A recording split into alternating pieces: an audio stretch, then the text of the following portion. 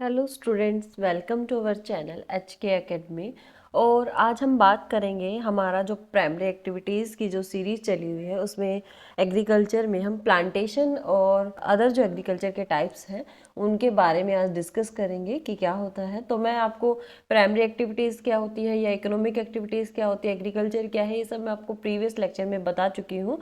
तो आप मेरे जो प्रीवियस लेक्चर हैं उनको जाकर देख सकते हैं हमारे HK एकेडमी चैनल पे, और मैं लिंक उसका डिस्क्रिप्शन बॉक्स में शेयर भी कर दूंगी आप सभी के साथ। तो चलते हैं हमारे आज के लेक्चर में। सबसे पहले हम बात करेंगे मीनिंग ऑफ प्लांटेशन एग्रीकल्चर।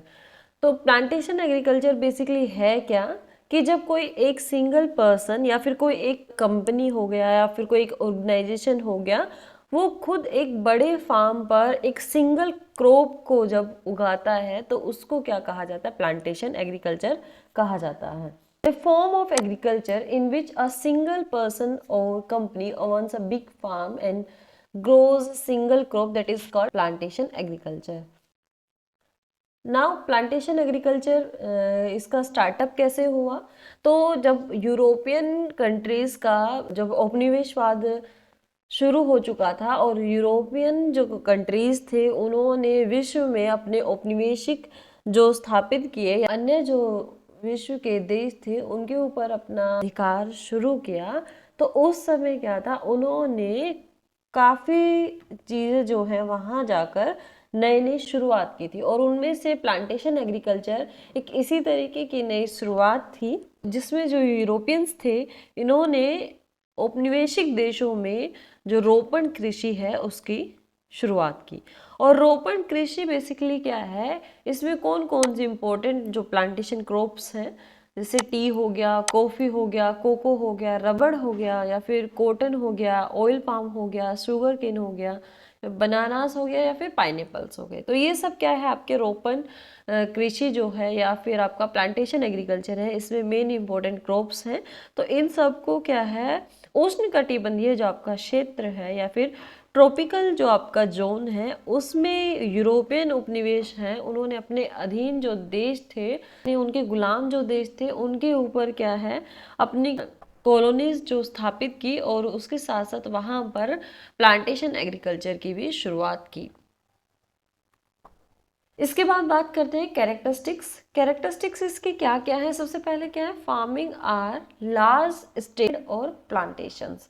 यहाँ पर क्या किया जाता है कि बड़े बड़े जो कृषि फार्म हैं उनके ऊपर ये कृषि की जाती है, यानी कृषि क्षेत्र का आकार यहाँ पर क्या है, काफी बड़ा होता है, लार्ज फार्म्स यहाँ पे होते हैं।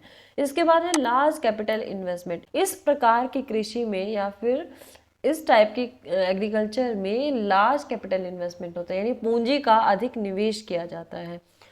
और पूंजी का अधिक निवेश क्यों किया जाता है? क्योंकि अच्छी फसल की पैदावार लेने के लिए और सारा का सारा काम जो है वो टेक्निकल होने की वजह से यहाँ पर कृषि में जो लागत है वो काफ़ी अधिक आती है।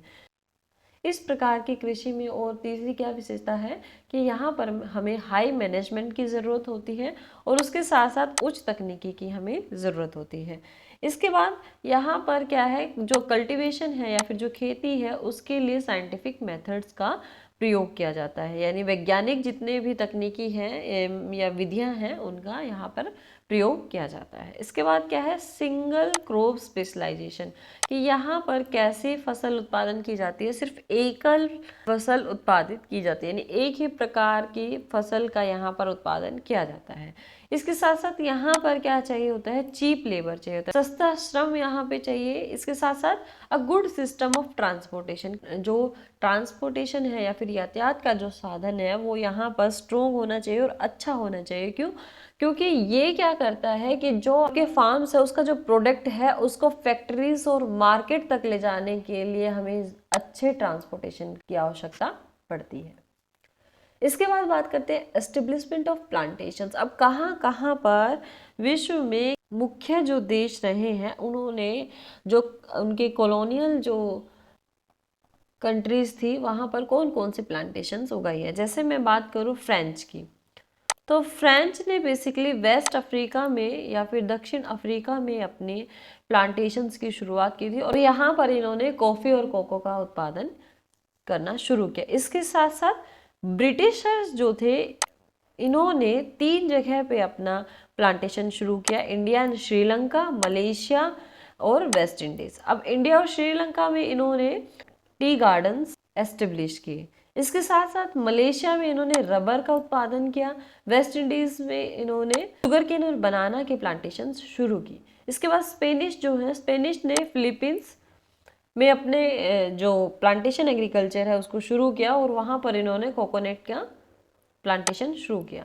इसके बाद अमेरिकन्स जो है, अमेरिकन्स ने फिलीपींस में ही प्लांटेशन शुरू किया और शुगर केन का इन्होंने उत्पादन यहाँ पे शुरू किया। तो स्पेनिश और जो अमेरिकन्स है इन्होंने दोनों ने फिलीपींस में ही स्टार्ट किया और दोनों ने कोकोनट एंड शुगर केन का प्लांटेशन फिलीपींस आपका जो आइलैंड है वहाँ पर शुरू किया, या फिलीपींस जो द्वीप समूह है वहाँ पर आपका ये जो प्लांटेशन है कोकोनट और शुगर केन वहाँ पर शुरू किया। अब हम बात करते हैं the Dutch once had monopoly over sugar cane plantation in Indonesia. एक टाइम ऐसा था कि जो आपके डच जो थे उनका इंडोनेशिया के जो शुगर केन प्लांटेशन है उस पर अपना एकाधिकार जमा रखा था। इसके साथ साथ some coffee fazendas large plantation in Brazil are still managed by Europeans। और जो ब्राज़ील है उसमें कॉफ़ी के जो बड़े बड़े बागान थे उन पर यूरोपियंस का अधिकार था और वही उनको मैनेज करते थे।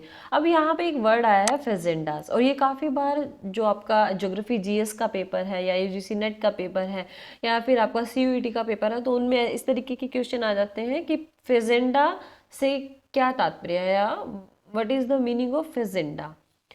तो फेजेंडा जो है वो ब्राज़ील में लार्ज प्लांटेशन जो फार्म्स हैं कॉफ़ी के उनको कहा जाता है। तो आप लोगों को ध्यान रखना है कॉफ़ी के लार्ज जो प्लांटेशंस फार्म्स हैं उनको ब्राज़ील में फेजेंडा कहा जाता है।